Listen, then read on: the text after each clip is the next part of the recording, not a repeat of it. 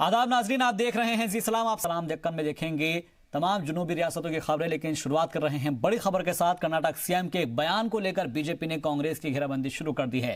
Congress leader Mallikarjun खड़गे को बड़ा दलित लीडर बताते हुए सीएम ने कुछ साल पहले ही उन्हें सीएम बन जाने की बात कही। भोपाल से बीजेपी उम्मीदवार साध्वी प्रज्ञा ठाकुर ने एक बार फिर से मुतनाज़ा बयान दिया है। शहीद हेमंत करकरे के श्राप के बाद साध्वी बाबाए कौम महात्मा गांधी के कातिल की हिमायत में खड़ी नजर आई। आज साध्वी प्रज्ञा ने नाथूराम गोडसे को देशभक्त बताकर बीजेपी की परेशानी बढ़ा दी है। साध्वी का ये बयान कमल हासन के उस बयान के जवाब में आया है जिसमें हासन ने नाथूराम गोडसे को आज़ाद हिंदुस्तान का पहला दहशतगर्द बताया था। हालांकि बीजेपी ने साध्वी प्रज्ञा के बयान से खुद को अलग कर लिया है, जबकि कांग्रेस ने बीजेपी की पॉलिसियों पर सवाल खड़े करने शुरू कर दिए हैं। नाथूराम गोडसे देशभक्त थे, हैं और रहेंगे। नाथूराम गोडसे देशभक्त थे, हैं और रहेंगे। ऐसा बोलने उनको आतंकवादी कहने वाले लोग स्वयं के गिरेबान में झांक के देखें। अब की चुनाव में ऐसे लोगों को जवाब दे दिया जाएगा। भारतीय जनता पार्टी के भोपाल से प्रत्याशी साध्वी प्रज्ञा सिंह ठाकुर के द्वारा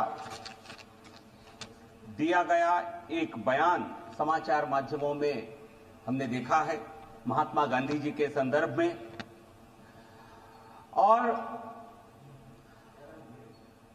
साध्वी प्रज्ञा की इस बयान से पूरी तरह हम असहमत हैं और इस बयान की हम निंदा करते हैं। पार्टी उनसे पूछेगी ऐसे बयान इन्होंने क्यों दिया है।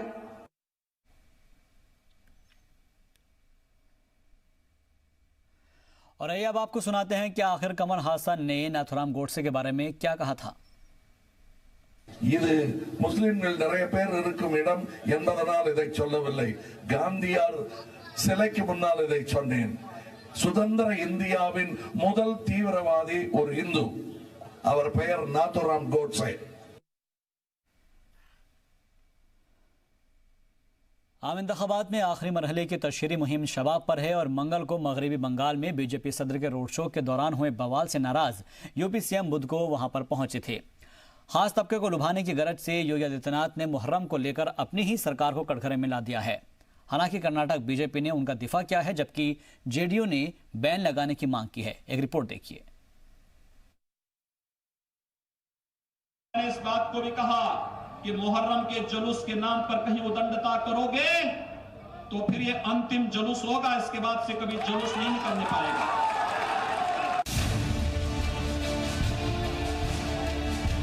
मगरबी बंगाल में बीजेपी टीएमसी तनाजे के बीच बारासात पहुंचे सीएम योगी का ये मजहबी अंदाज चर्चे का सबब बना हुआ है।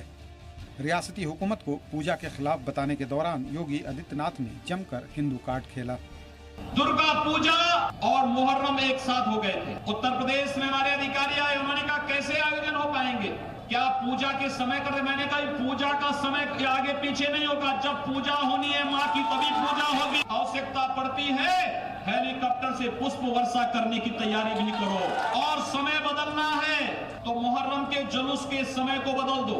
टीएमसी हुकूमत पर अखिलती मफाद का इल्जाम लगाने वाले योगी खुद को सीएम की जगह एक खास तबके का लीडर साबित करते नजर आए। हालांकि कल के वारदात के बाद इलेक्शन कमीशन ने सख्त कदम उठाते हुए कई अफसरान को हटा दिया है। साथ ही मगरबी बंगाल में एक दिन पहले ही हर तरह की तशहीरी मुहिम पर रोक लगा दी है।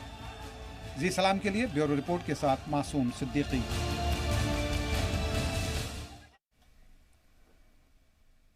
मुहर्रम को लेकर योगी आदित्यनाथ के बयान की हर तरफ मजम्मत हो रही है। शिया तबका इस बयान को आइन मुखालिफ बताते हुए कार्रवाई की मांग कर रहा है। कर्नाटक बीजेपी ने जहां इस बयान पर वजाहत पेश की है, तो वहीं मुआविन जमात जेडीयू ने योगी आदित्यनाथ पर दोबारा से बैन लगाने की मांग की है। 7वें मरहले से पहले वज़ीर-ए-आज़म मोदी ने कहा है कि यूपी में इस बार एनडीए 2014 से भी बेहतर करेगा। जहां पर सी मीडिया से वज़ीर-ए-आज़म मोदी ने कई अहम मुद्दों पर खुलकर बात की। पूरा इंटरव्यू शाम 6:30 बजे देखें हमारे अगले प्रोग्राम मुल्क की सियासत में सिर्फ जी सलाम पर। जी के दर्शकों को नमस्कार करता हूं और जी के माध्यम से इस लोकतंत्र के उत्सव में बढ़ चढ़ करके देश के नागरिकों ने जो हिस्सा लिया, लोकतंत्र की आन बान शान को मजबूत किया, बहुत भारी मात्रा में मतदान किया। इसके लिए मैं हृदय से देश के मतदाताओं का अभिनंदन करता हूं, आभार व्यक्त करता हूं। ये चुनाव प्रो इनकम्बेंसी वेव है। एक सरकार को पुनः बिठाने के लिए जनता ये चुनाव लड़ रही है। नेताओं से, उम्मीदवारों से, दल से देश बहुत आगे है कि मुझे 5 साल के लिए आशीर्वाद की जरूरत है।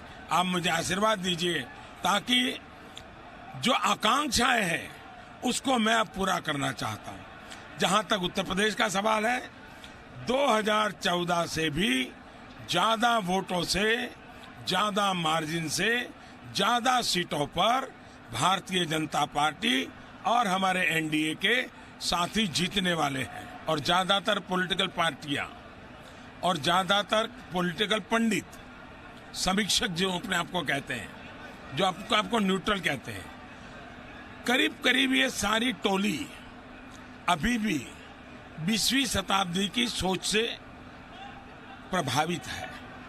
21वीं सदी का मतदाता, 21वीं सदी के सपनों, 21वीं सदी का कम्युनिकेशन, इसने कितना बदलाव लाया है ये समझने को तैयार नहीं है। रमजान के मुबारक महीने में इबादत के साथ साथ खाने के भी नए अंदाज देखने को मिल जाते हैं, जहां पूरे दिन भूखे रहने के बावजूद इफ्तार के लिए तरह तरह की डिशेस तैयार की जाती है। इस महीने में हैदराबाद का हलीम एक अलग ही पहचान रखता है, जहां इसकी डिमांड बढ़ जाती है। वैसे तो हलीम शहर के कई दुकानों पर तैयार किया जाता है, लेकिन इसके लिए कुछ खास दुकान ऐसी हैं जहां से मुल्क के कई हिस्सों में भी हलीम भेजा जाता है। नॉनवेज और मसालों से बनी इस हलीम को गैर मुस्लिम तबका भी काफ़ी पसंद करता है। उनका कहना है कि वे बेहतर हलीम के जायके के लिए रमज़ान महीने का इंतज़ार करते हैं। रमज़ान के मुबारक महीने में छेनी, सेवैयाँ और दीगर सामानों की भी डिमांड बढ़ जाती है और जिसकी वजह से कारीगर दुकानदारों पर जिम्मेदारी भी बढ़ जाती है। छेनी बनाने में काफ़ी अहम किरदार अदा कर रहे हिंदू मजदूरों का कहना है कि वे अपने मुस्लिम रोज़ेदार भाइयों के लिए कुछ बनाकर काफ़ी खुश हैं। उनकी दिली ख्वाहिश है कि वे इस पाक महीने में अपने हम वतन भाइयों की खिदमत करें, तो दीगर कारीगरों ने इसकी अहमियत और कौमी यकजहती पर जोर दिया। और अब बात फलों के बादशाह आम की, जो इस बार रोज़ेदारों के लिए बाज़ारों में दस्तयाब है। बेंगलोर के टीवी टावर इलाके में आम का बाजार सजा हुआ है, जहां रोज़ेदार आम खरीदने में मसरूफ़ हैं। हमारे नुमाइंदे शाहिद काजी ने वहां का जायजा लिया। इस मरतबा रोज़ेदारों के लिए आम तोहफे के तौर पर आया हुआ है। सीज़न बहुत ही ज़ोर शोर से चल रहा है और आम के मुख्तलिफ अक़साम जो है दस्तयाब हैं। बेंगलुरु के टीवी टावर के इलाके में जो है ये पूरी एक मंडी लगी हुई है, एक पूरा बाज़ार लगा हुआ है। हम देख सकते हैं, कैमरामैन से कहूँगा कि फल की तरफ एक दिखाएँ किस तरह से जो है मुख्तलिफ़ किस्म के जो है फल जो है देख सकते हैं। आमों में जो है मुख्तलिफ़ किस्म के वैराइटीज़ हैं, चाहे वो कर्नाटक के हों या कर्नाटक के बाहर से भी जो है आम को मंगाया जा रहा है। और आम की कितने अक़साम हैं और इस वक्त क्या दस्तयाब है उससे मालूम करने के लिए हम लोग यहाँ बात करेंगे। सब बताएं, आम का सीज़न जो है किस पीक में चल रहा है? क्या अभी शुरू हुआ है या बीच में? शुरू हुआ, अभी बीच का माहौल चल रहा है। क्या है, कौन सा आम अब दस्तयाब है? अभी रमज़ान के महीने में इमाम पसंद बहुत फेमस है। बाहर से भी मंगाते हैं, कर्नाटक के अलावा बाहर से भी आता होगा आम? बाहर से तो बहुत आता है, लेकिन उतना रेट यहाँ नहीं मिलता। कौन सा आम है जो बाहर से आता है कर्नाटक को? कर्नाटक को बाहर से आता सो लंगड़ा, दशहरी, चौसा, ये बाहर का आइटम है। बात करते हैं कुछ लोगों से। साहब बताएं, आम का जो रेट है, कीमत जो है इस मरतबा गुज़िश्ता मरतबा के मुकाबले में इस मरतबा कैसा है? ज़्यादा है, मोल ज़्यादा है। और क्वालिटी क्या कैसा है? क्वालिटी बस परवाह नहीं। अभी प्रोडक्ट अभी शुरू हो रहा है, आम मार्केट में अभी आ रहा है। मार्केट में जब आता है वो ज़्यादा रहता है। अब ज़्यादा मार्केट में ज़्यादा आने लग गया, वो रेट कम होता रहता है। और चूँकि फ्रूट्स में, फलों में ये एक बहुत अहमियत का हामिल है, इसलिए लोग इसको ज़ौक़ व शौक़ से खाते हैं। रमज़ान में ये मौसम आया है आम का, तो ये बहुत अच्छी बात है। सब रमज़ान में हर घर में, हर गरीब के घर में भी आम रहता है। लखापति के पास भी रहता है, गरीब आदमी के पास भी रहता है। सबके लोग आम के बगैर रोज़ा नहीं खोलते। अभी रमज़ान में आ गया ना, सब लोग हर घर में रहते हैं आम। तो कैसे है, कीमत वगैरह कैसी है? कीमत उतना हाई रेट भी नहीं है, उतना लो रेट भी नहीं है, मीडियम में जा रहा है बस। तो बहुत बहुत शुक्रिया आपका। तो इस तरह से जो है लोग मिला जुला रद्द अमल जाहिर कर रहे हैं। आम चूँकि सबकी पसंदीदा फल है, इस वजह से जो है आम जो है सीज़न में आया है, रमज़ान में आया है, इसी पे जो है ज़्यादातर लोग खुशी का इजहार कर रहे हैं। कैमरा पर्सन समीर के साथ शाहिद काजी, जी मीडिया बेंगलुरु। और फिलहाल के लिए मेरे साथ इस बुलेटिन में इतना ही।